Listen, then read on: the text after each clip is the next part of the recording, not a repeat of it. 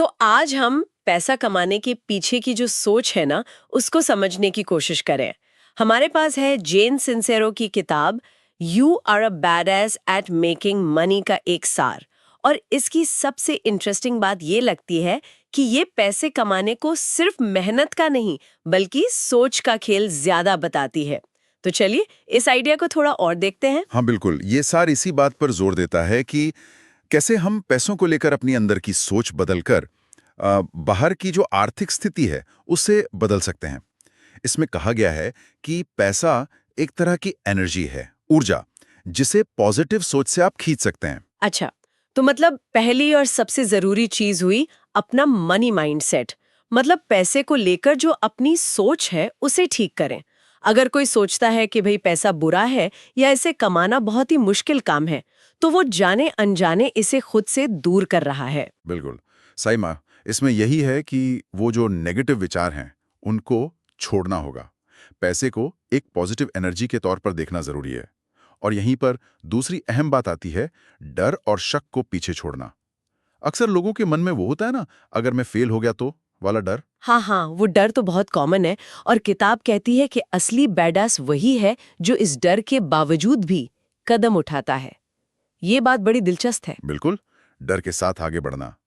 तीसरी सीख है अपनी इच्छाओं को, अपने गोल्स को बिल्कुल साफ करना। सिर्फ ये सोचना काफी नहीं होता कि मुझे पैसा चाहिए। हाँ, ये तो है। मतलब स्पेसिफिक होना पड़ेगा। हाँ बिल्कुल, सार जो है वो स्पष्ट लक्ष्य बनाने पर जोर देता है। जैसे ये तय करना कि मुझे अगले 6 महीने में हर महीने 1 लाख रुपए कमाना है।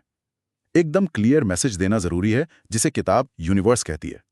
लेकिन हाँ, सिर्फ सोचना या इच्छा रखना ही काफी नहीं है। बिल्कुल। और शायद यही चौथी सीख आती है कि एक्शन लो, सिर्फ सोचो मत।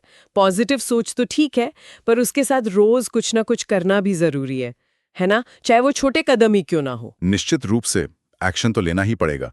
सोच और एक्शन ये साथ साथ चलते हैं। और एक्शन लेने के लिए जो हिम्मत और काबिलियत चाहिए, उसके लिए 5वीं सीख है, खुद पर इन्वेस्ट करें। हाँ, ये तो बहुत जरूरी लगता है। बिल्कुल, सार कहता है कि अपनी स्किल्स में, अपने ज्ञान में, अपने कॉन्फिडेंस में इन्वेस्ट करना सबसे ज्यादा फायदेमंद है। इससे आप ज्यादा काबिल बनते हैं और आपको यकीन भी होता है कि हाँ, मैं ये कर सकता हूँ या कर सकती हूँ। और आखिरी छठी सीख कृतज्ञता और प्रचुरता का भाव रखना, मतलब ग्रैटिट्यूड। हाँ, जो पैसा अभी आपके पास है, चाहे थोड़ा ही क्यों ना हो, उसके लिए शुक्रगुजार होना। सार के हिसाब से जितना ज्यादा आप आभार जताएंगे, उतना ही ज्यादा पैसा आपकी तरफ आएगा।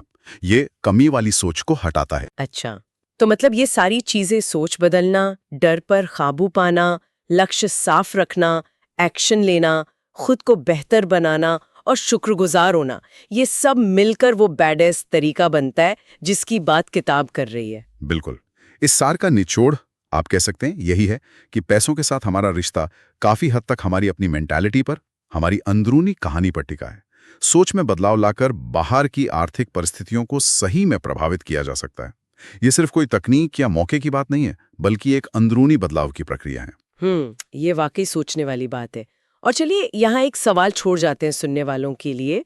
सिर्फ ज्यादा पैसा कमाने के बारे में ना सोचकर, अगर कोई इस बैडएस मानसिकता को, मतलब डर के बावजूद एक्शन लेना, खुद पर यकीन करना, इसे पैसों के साथ अपने मौजूदा रिश्ते पर लागू करे, चाहे वो रिश्ता जैसा भी हो, तो उससे उनके नजरिए और अनुभव पर क्या और कैसा असर पड़ सकता है?